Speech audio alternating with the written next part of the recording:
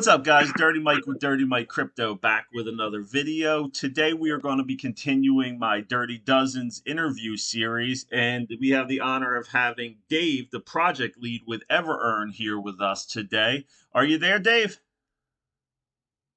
Hey, Mike, how's it going? It's going great. Looking forward to having you on and hearing a little bit more about your project, and we can get as much of that information out to the public as possible. Yeah, absolutely, 100%. All right, so let's just dive right in with it. The way I kind of do this is I do about like 75%, 80% serious questions, and then, I do some fun ones in there too to kind of break it up a little bit. So I'm going to ask you just right off of the bat, what has been your greatest challenge so far that you didn't expect for with the project launch? Honestly and interestingly enough, the greatest challenge so far has just been the fandom, if you will. Obviously, we know that see whether you go by the title CEO or project lead or lead dev. Obviously, that person who's front facing to the investors the most. That's quite often the person who's the most popular within the project. But I tell you, man, the fandom within the community towards myself has just been completely unexpected. I mean, there's You're like a rock they've star taken now. You're like a celebrity now. it's really wild. My wife has just been rolling on the floor laughing with I think we're up to over 100 memes with my face or voice in them, and she's been loving it. I've seen a few of them. Yeah, they're great. Yeah, so I mean, it's not a bad challenge to have, getting used to that. But from my perspective, it's all part of the business, and it's all part of moving the project forward to the point where it can become a business, and really just making sure that we stay focused on the project plan and project development.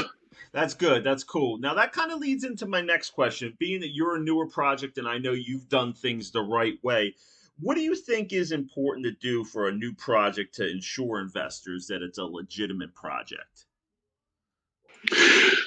You can't put enough emphasis on the planning stage. I've said from the beginning in all of the AMAs that we held to external groups prior to our launch, and in, of course, the AMAs that we've done since, which we do an AMA every single day, the same time every day. Usually it lasts about an hour with the community.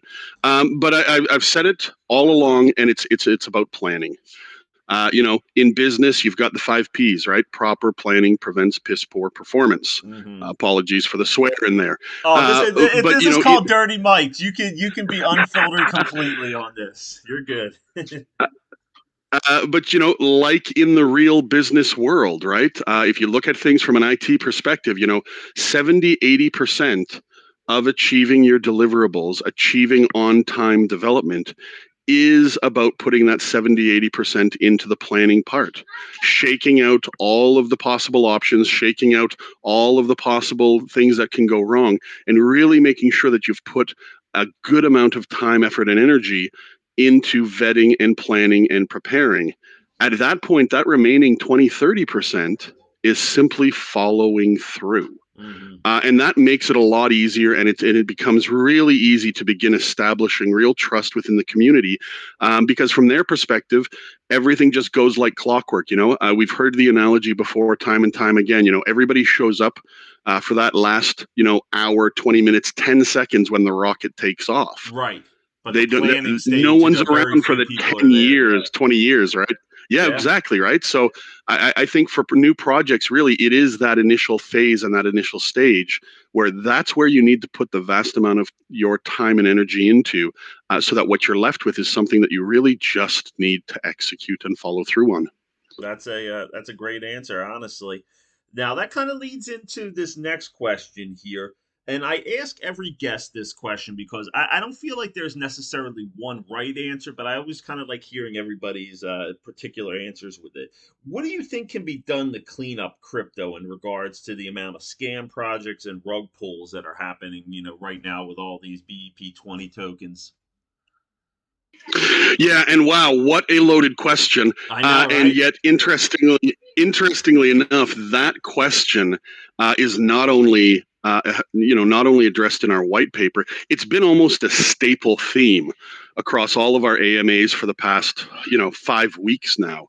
Um, Everybody talks about crypto moving towards mass adoption. We've got countries that are adopting it and approving it. We've got, the Swiss bank in 2022, super bullish in their opinion on crypto and BTC. We've got, Visa and MasterCard announcing that they're going to start accepting cryptocurrency payments.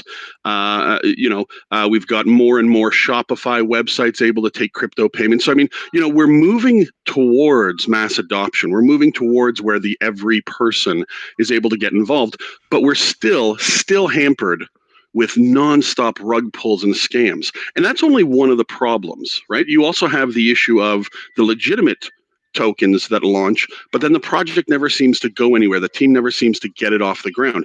In all instances, though, you get investors who are losing money. They lose confidence in this space. It pushes us back It does. in our attempt to move towards mass adoption. So this has been a constant theme of EverEarn all the way through from the beginning. Is that why is it in this space, up until very recently, the vast majority of projects continue to focus on working very siloed, very insular in their approach, each team feeling that they need to try and reinvent the wheel to prove that they can, for instance, create a better NFT minter or a better NFT swap? Why are more teams not immediately straight off the hop trying to do what they're already doing in the real world, which is collaboration, which is Right. legitimate outsourcing, working with development teams who have already become specialists in certain development? Now, for myself and the rest of the EverEarn team, this is where we believe we can begin to fight back against the rug pulls, against the honeypots, against the scam tokens, even against the projects that, while they may be legitimate, they're just not yet mature enough to be launching. And that is by raising the bar of what minimum acceptable development looks like. Yeah, Right? if that's we know if we know that we can, as a project team, deliver basic NFT minting, staking, a token swap, liquidity pooling, farming, if those can all be things that can be easily outsourced to trusted and secure developers and delivered within the first 4 to 6 weeks of a project being launched, well, that now raises the bar of legitimacy, right? It isn't just time commitments that development involves. It's also money development. And if project teams are now willing to foot the bill to put in $60,000-$70,000 into development that can be delivered within 4 to 6 weeks and immediately provide their investors those basic tools, now no longer features in the industry, basic tools, that begins to push the scammers out and down, because that now requires, again, a lot more time, effort, and energy, and a longer run for a scammer to try and make money. now. Do Right? you It think? Do starts you becoming think? effort that scammers don't want to put in. Right. Now, do you think that some of the accountability should be also on the launch pads themselves to possibly vet the projects a little bit deeper that they're launching? So you bring up a really good point, and you can almost take me on a tangent on that one. I think the space as a whole, from top to bottom, needs to be raising itself, whether Mm-hmm. it's the IDO or the Launchpad, the coin listing websites themselves, whether we're talking about, Coin Market Cap and Coin Gecko, DEX tools, Coin, even the second tier ones, Coin Sniper. There needs to be an increase of accountability. It isn't just enough to say, well, as long as you KYC to us and provide a docs and provide an audit, whatever you do after that, that's up to you. Right? There needs to be an accountability. Yeah, We I agree. don't need to wait for so many people to get scammed for the mass population to say, you know what we need in here? What we need in here is more regulation to make this a safer space. Why do we need to wait for that?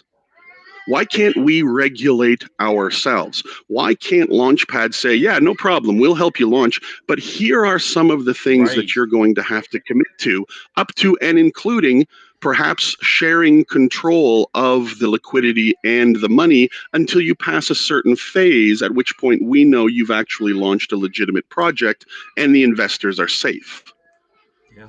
There are so many levels of safeguard that could be brought into this space that don't require external regulations to be brought in. And if we don't start making those changes, they will start getting brought. They will begin to be brought in. well, You know, that investors yeah, will require it. I agree, and that brings me to my next question. Do you think regulation is good or bad for crypto, and why? You know, there's a good argument for both. I think if the crypto community cannot begin to mature itself Hmm. and self-regulate, then I think there's a very strong positive argument for regulation from the perspective of bringing in minimum safeguards. The amount of money that scam projects are bleeding out of the pockets of the everyday person, it's inexcusable, and you cannot ignore it. Well, It's let me hundreds of tell you, millions of dollars a day. not to interrupt you, but I'm going to tell you a little story just yesterday alone. I'm not going to name any Sure. names of the project, but I was telling you off air that I got involved with a pre-sale yesterday, and what happened was some bots put up some fake Telegram groups and fake pink sale listings for it. And they collected over 750 BNB from people who thought that they were actually purchasing, the actual pre-sale token, and it was just going into the scam site. It was like a mock-up Yeah. of pink sale. They changed everything looked the same except the contract to where the money was going for, and I think instead of pink sale they changed like one number or letter, and it looked exactly the same as Yeah. pink sale, and it collected that Oh much yeah. money just on that one alone. Yeah, no, it's absolutely horrible, right? Terrible. This is happening every single day, Every day. every single hour of every day. This is happening, right? Thousands and thousands of BNB, BUSD, basically currency in general, being bled from a person who's just looking for a way to get into an investment. Yep. And hopefully make some money. It's absolutely horrible. So if the crypto development community doesn't begin, and don't get me wrong, many have already started, Right. but if they don't begin to bring in measures that essentially help the industry self-regulate itself, then unfortunately public opinion is going to say that regulation will be beneficial. Yeah. I don't think overall, forced regulation is a benefit to anyone, regardless of the space. But if the society within this space doesn't demand more of itself and doesn't begin to implement more safety measures and self-regulation, then at some point the public within this space will simply demand it because they'll be fed up with losing so much money.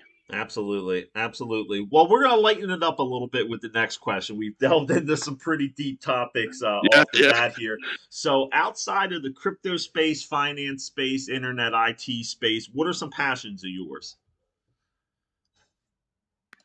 I mean, professionally, I am an IT professional, well over 25 years. But my wife and I, we have three young children under the age of 6. So our eldest being 5.5 years old, and our youngest being just past 1 year, 4 months. Three boys, You're busy. so they do keep us super busy. But we're like everyone else out there trying to make our way in this world. We finally saved up enough money. We bought a house that required some fixing up, so we spend our time doing home renovations to fix up the house. Last year, or sorry, 2 years ago, my wife and I together just built a 600 square foot deck ourselves in our backyard and put Nice. in uh, an 800 square foot garden, which we grow vegetables out of. So, home renovation, gardening, being outdoors. We both love fishing, although the children prefer throwing stones in the water than And fishing. So that's a scaring bit the of a, fish. bit of a challenge. But considering that my wife is from Bangladesh as well, of course, much of her family lives in Bangladesh, and they're very active as well in helping build new water supply systems, water treatment systems, bringing education out to the village areas within Bangladesh, building schools and places of worship, all for the purpose of raising education. So we also help out financially with that. And then, of course, my wife is absolutely insistent, and I absolutely love it. She dedicates one weekend a month to preparing 50, 60 meals in little giveaway packs for us to then deliver to local charities for those less fortunate than ourselves. And I really think it's important. I think it's always important to be giving back, no matter how much you have or how little you think you have. There's always someone in this world who has less. Yeah, that's the truth. And if you look, take the time to look around, you definitely have the ability to find something with which you can help raise someone else up in this world. So. That's a good answer with it. That's a very noble thing, and that's great that you're doing it because we all need to kind of do our part to raise people up for sure.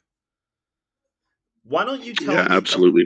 tell me about your plans for your NFT marketplace? How is it going to be Yeah, so we different? we How's it going to be different from, like, say, a lot of the other ones that are out there? What are you guys doing in particular with yours?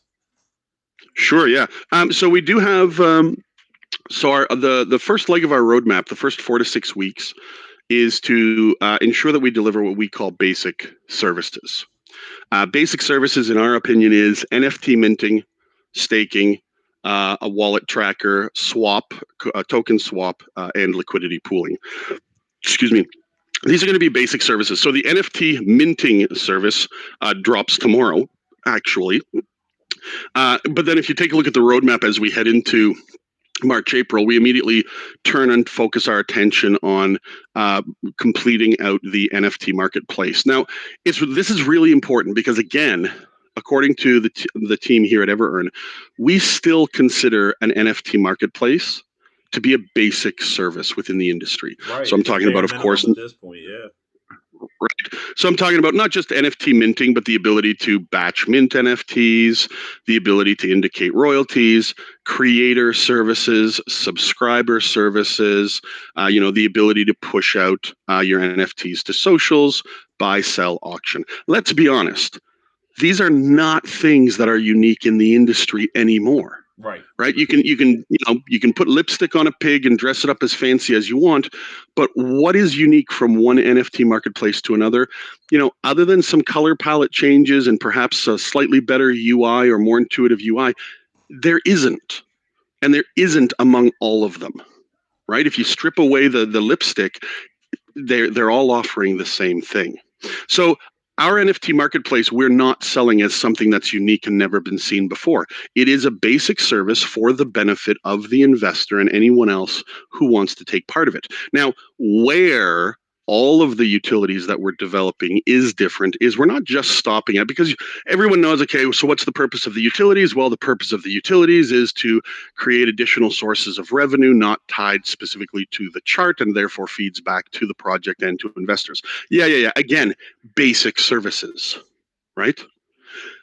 Where we're going with all of the utilities that we're developing, though, is we're working towards what we have coined as a zero tokenomic footprint, which means specifically that the core purpose of our utilities is to create a minimum equal amount of buy pressure on the chart as frequently as the sell pressure on the chart as a result of the tokenomics. So everyone knows the moment you have tokenomics in a contract, it doesn't matter what the breakdown is, doesn't matter whether it's a rewards or a reflection token, doesn't matter how those percentages get broken out. The moment you have tokenomics on a contract, you have constant sell pressure because the contract has to sell tokens to convert to another currency for the purpose of distribution to Right. the various purposes and uses, right?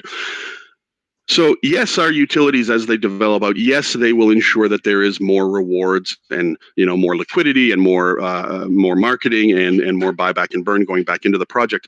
But the purpose is to ensure that there is more buy pressure happening on the chart to offset the effect of those contract sells Right. until we achieve a zero impact or a zero tokenomic footprint. Essentially, meaning your chart would be effectively as free as a contract that had no No tokenomics, tokenomics. Yeah. but all of the benefits. That's exciting. That's very exciting. I right? gotta say, I love what you're doing over there. And as far as your roadmap goes, I think it's one of the most, ambitious roadmaps that I've, come across. Just the sheer number of, just the sheer number of things on it that you're trying to accomplish. It's just definitely admirable, and you're doing a great job. I feel of really being transparent and rolling out thing after thing with it, and it's definitely very impressive. Yeah, and I mean, this is again what we're trying to do with EverEarn. Of course, we have our long-term goal, and we have the points that we would like to get to. But part of what we're doing with EverEarn is we're trying to set ourselves apart to show this space. That there is in fact a better way to approach project management of new crypto projects that are launching. Not only a better way, but an easier way, right? The core team should not constantly be stuck in the weeds trying to do development themselves and figuring it out all for Right. themselves. If they're the ones driving the bus, but they're constantly focusing on where the dotted lines are on the road, then who's watching 6, 7, 10 cars ahead down the road to anticipate what's coming up? How can the team ever be proactive versus reactive? How can Mhm. they be ready to pivot and turn if they're always stuck with their head down in the weeds? So, again, we've been very transparent about the fact that the vast majority of our development is, in fact, being outsourced to other teams, and that we are actively seeking collaboration and partnership with other existing crypto projects out there that fall in line with the core values that we've set for ourselves and the core purpose and the mission statement that we've set for ourselves.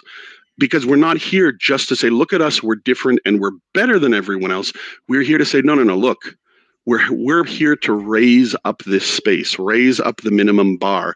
And if we can bring other projects and tokens with us for the benefit of more and more investors, then that's what we're going to do. Because it isn't just one token, that's going to rule them all and change this space just alone. No, it's got to be a It's when collaborative we start effort. Yeah, Right? absolutely, Yeah, to it's raise when the we all bar. start coming together, legitimate developers, legitimate communities, when we start coming together and raising the space together, that is how we move the needle closer to mass adoption and make it available for the every person, and make it available for them with a level of transparency, confidence, and security. Man, I got to tell you, you're segueing into my next question's great. It's making my job a lot easier on this. So, what I was actually going to ask you next is, how do you think EverEarn can make it easier for a new investor in crypto to purchase and get um, involved? so uh, Yeah, so this is where I'm going to almost sound like I'm plugging another project, but the truth of the matter is, as we deliver on our roadmap, it's constantly going to sound like I'm plugging other projects. So one of the things we did straight off the hop with our token swap, the EverEarn swap, is we partnered with Flues.trade, Right. an absolute powerhouse in the development of swaps. Right from the get go, actually, we had it launched 10 days before we even went live. The Flues.trade swap enables direct website fiat purchases. Visa, MasterCard, Google Pay, Apple Pay, OnRamp, MoonPay, depending on where you are in the world, depending on what fiat options are permitted in your area, country, province, state, county, whatever, you're already able to make direct from website purchases, thus avoiding, intermediaries to get money in. This is absolutely incredible, right? Flues.trade then also has badges beside all of the tokens within their ecosystem that have fully KYC'd and doxed to them and proven themselves to be legitimate tokens. So you can see a list of tokens that are fully KYC'd with a bright yellow Flues.trade badge. Additionally, with the Flues.trade swap, you have access to basically all of the dexes that are within this space, whether it's Pancake Swap, Uniswap, and several others. You Hmm. can even switch back and forth between different blockchains. Like it's an absolute powerhouse piece of development. And this goes back to the way we're approaching our development. How long would it have taken an internal project team to deliver, or to first build, then deliver a swap this feature rich on their own? It'd be half four the months, five quality months, and six five times months, as long. Yeah, absolutely. right? It goes back to what you said Right? about reinventing the wheel. It's not smart if you can just plug into something that's already out there to realign with your values and just hit the ground running. Right? I mean, the feedback from our investor community is that the Flus.trade swap is better and more reliable than the one that Pancake Swap has, Yeah, and yet they delivered it to us in 2 days, it's amazing. fully skinned, fully integrated.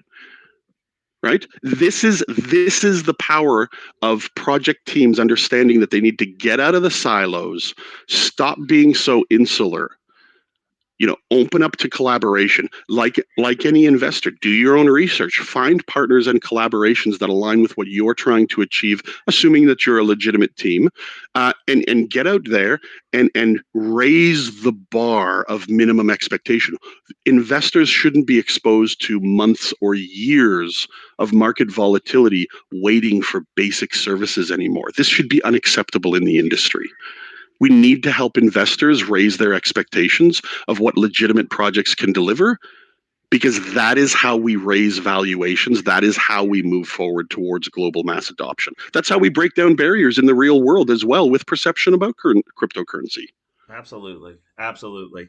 Now, we're going to lighten it up on this question here. I'm from Philly originally, and I'm a big foodie. So, my cheesesteaks, Italian sausage and peppers, I'm big on food. So I love asking everybody this day, because everybody's spread out all over the world and country. What dinner would you choose as your final meal? I mean, I'm Canadian. I live in Ontario, Southern Ontario. So that means I get about the same weather as much of New York Right. does. Uh, Especially because I'm down in the boot part of Ontario. I'm actually more south than the northern part of the United States, so that always gets people's attention. But last meal for me, man, I got to be honest with you. A really well seasoned T-bone steak, Mm. grilled on a charcoal barbecue to medium rare. And when I say seasoned, my wife being from Bangladesh means I have access to this amazing range of different flavors and spices from Oh, around the yeah. world. So I'm talking a steak that's been dry rubbed in like a tikka boti masala and just allowed to sit Yeah. there at room temp for a couple of Yeah. hours, and then charcoal grilled. Right? Put it, I'm sorry, put some grilled eggplant. And when I mean grilled eggplant, if you haven't tried this, I Mike, know. I use some absolutely. salt, A some grilled salt, eggplant's pepper, delicious. turmeric, rub it with eggplant, grill it until it's almost crispy like a chip. What an amazing flavor profile. So toss that in with some with your T-bone, and then a really nice fall seasoned salad. So, fresh corn niblets, maybe some arugula, some feta cheese, diced cherry tomatoes, some olive oil. Oh You're man. a foodie too. I can tell. I can tell by the way you're talking about it. Oh yeah. So yeah, big foodie fan, and yeah, I like Philly cheesesteaks too. I prefer it on a pizza. Oh yeah, it's actually not too bad on a pizza. A lot of my Philly people might think I'm being sacrilegious, religious saying this, but I actually do kind of like it on a pizza too. All right. Now, for the next one, I want to ask you, how did the EverEarn team come to be? Like, how did the project start? Like, what was the Uh, catalyst that like jump started this? To like, what? We're doing this. yeah. Um, so I've said it earlier in today's program. I'm just like everyone else, right? Yeah. Myself, the rest of the team, Trent, Erico, Aaron, and the support team, because of course we're both a core team and a support team. There's about 8 of us in total. The core team is the four primary, but we've all been involved in crypto, varying lengths from 9 months to a little over a year. And like many of you, like for myself, once I was 3, 4 months in, I had this wallet with like 90 different cryptos that I'd invested in, because what was the first thing I did, right? How to get started in crypto. And Hmm. okay, here's the checklist of items that I need to tick off in order for that to be worth it. And so you start buying up, and you start keeping an eye on things. And one of the main things that really stood out, of course, was the whole, this is a long-term project. And if you look at our roadmap, you can see months down the road when we're slowly releasing things, sometimes 3, 4, 5 months between the next release of basic service. And I'll tell you, man, the advice that everyone was giving on a regular basis was, stop looking at the chart. Buy your tokens, go away, come back in 6 months. You'll Right. thank us then. Right. Yeah. That's And what that they say. really started to feel like it was an unacceptable excuse. Like, what do you mean buy and come back 6 months later? Like, who does that, right? Like, I mean, nobody does that. Why would I do that? And 6 months would come in and be like, yeah, no, we're still working on things. Come back at Christmas time, another 6 months from now. And more often than not, what we found was, you had, assuming you'd found a legitimate project, the team would struggle because they'd lose community support, community interest, they'd lose the daily volume. Yeah. All of a sudden, roadmaps got extended because without the volume, you don't have the income coming in. And that's, again, that's forget the rug pulls, honeypots, and all kinds of other scams out there. This was teams that looked like they had legs to go the distance, and just kept struggling. And Erico, Aaron, and Trent, all of them, we know each other in real life. I've personally worked with both Erico and Aaron in real life. The three of us are located in Canada. I've worked with Trent as well. So we know each other. We know each other's families. Yeah. We eat one. I think it was Aaron who got into crypto first, and then he recommended it to us, and so we all got in around the same time. But we were all sitting around complaining about the same thing over and over again. Like, my God, this is ridiculous. Like, anytime we're talking about when are we going to start seeing some return on investment, it was always about, well, next year Yeah. BTC is expected to moon. So when they do, we will. And it's like, this can't be right. There's got to be a better way to this. Right. And so we did what everybody else does, right? When you start getting tired, feeling like your investment's sort of languishing, we started volunteering ourselves into projects so that we could get a better understanding of them, get a better understanding of how they worked, how they ran. Started looking at the differences between those cryptocurrencies that had massive community support, and the ones that 2-3 hours could go by with no one even saying a word, and the impact that was having on people. And so that's really what started our journey, and just getting that understanding of, man, there's a whole lot of things that people just don't seem to be taking seriously here, but we're talking about real people's real money. Yeah. And it's an industry where there is money to be made, but the fact that everyone treats things like a hobby or a project, like it's, you can't do that. This has the ability to be a powerhouse of investment. You've got to start treating it like a business from the start, and there's no reason why you shouldn't, and there's also no reason why you can't do that. But then also be required to put in 24 hours a day. That's also ridiculous as well too. I've lost Yeah. count I of the don't know number when of you times that sleep. I projects don't know stalled when. out. Yeah. Right. I don't know when you sleep. I see you on till 2 in the morning, and I see you on first thing in the morning. I don't know when you sleep. Well, and this is something we've been very transparent about as well too. The purpose of the core team and the primary support team is not to spend all day in the weeds. It's to manage the moving pieces, right?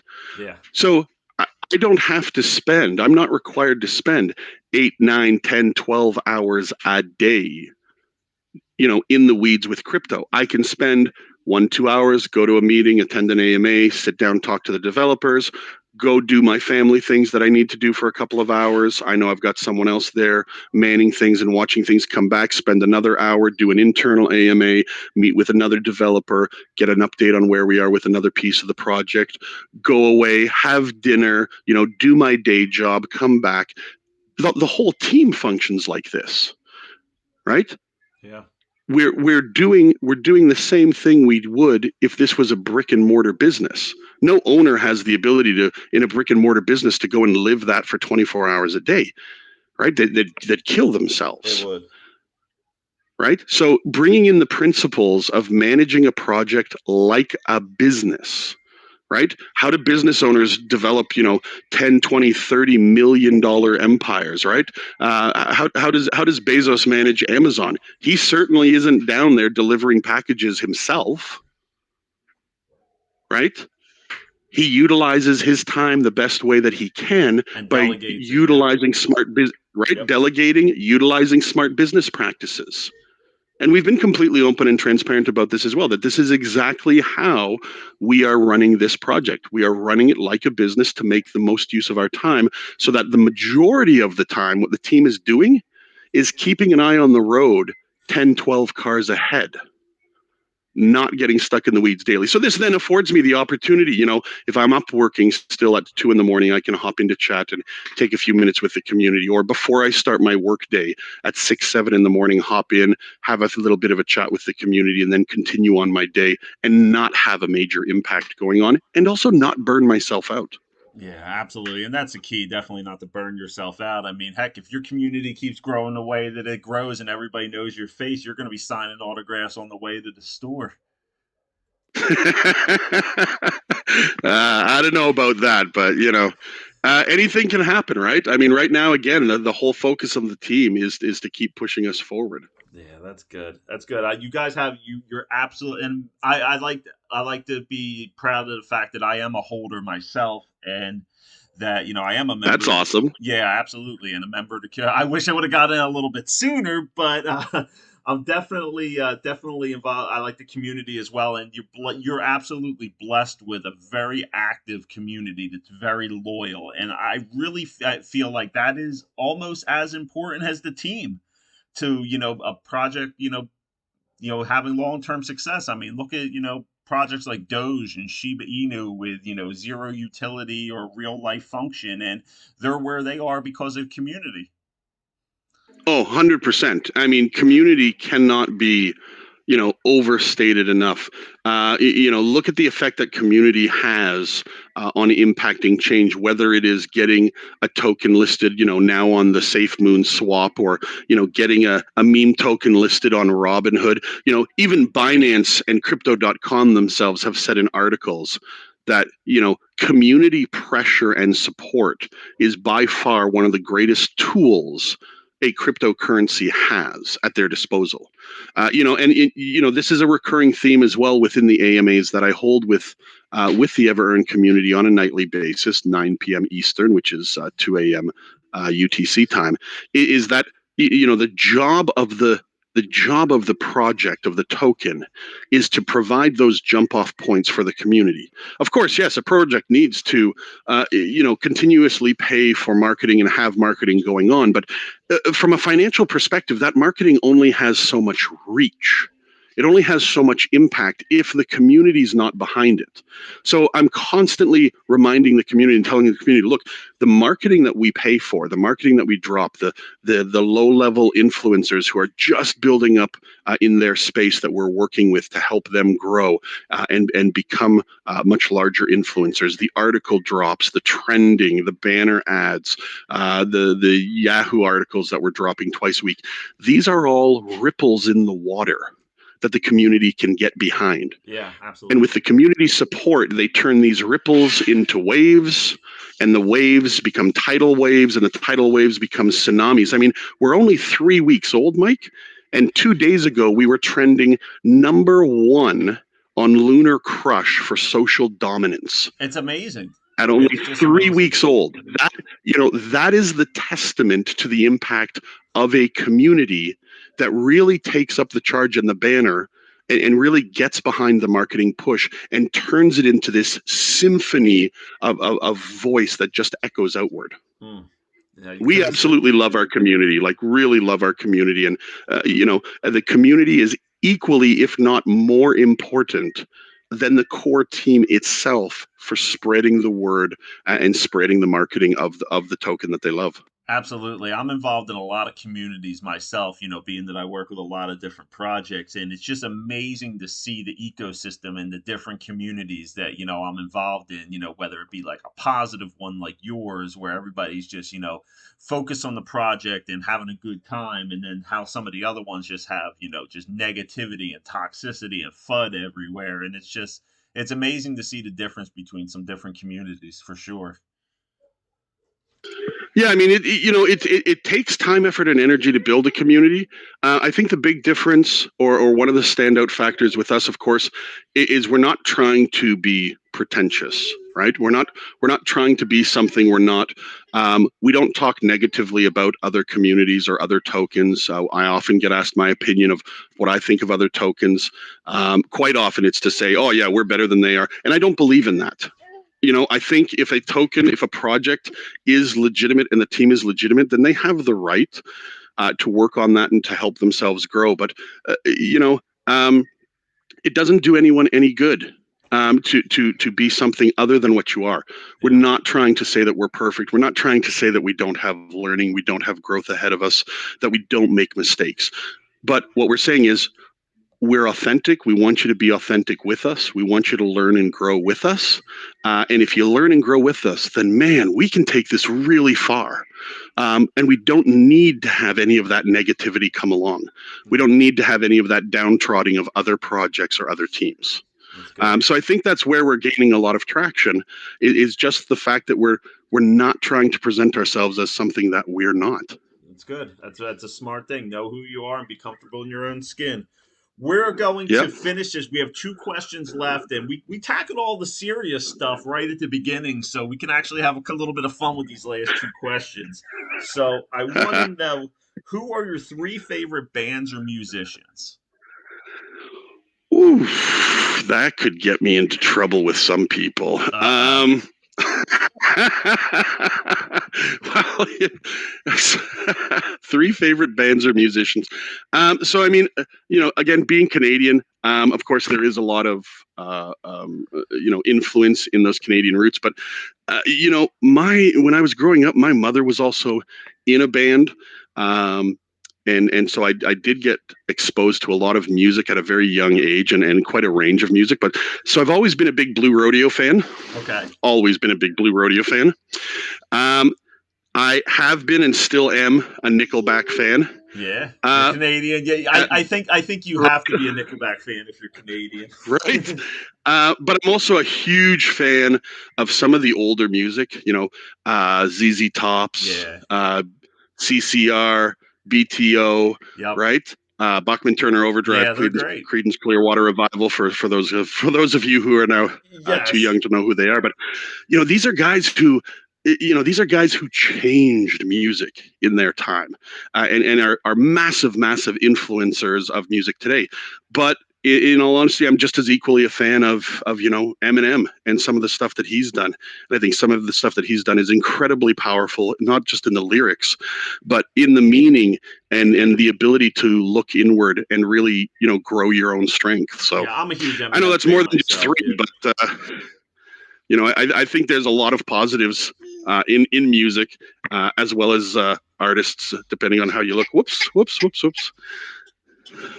That's good. Bopped my You see, little one on the nose with my knee.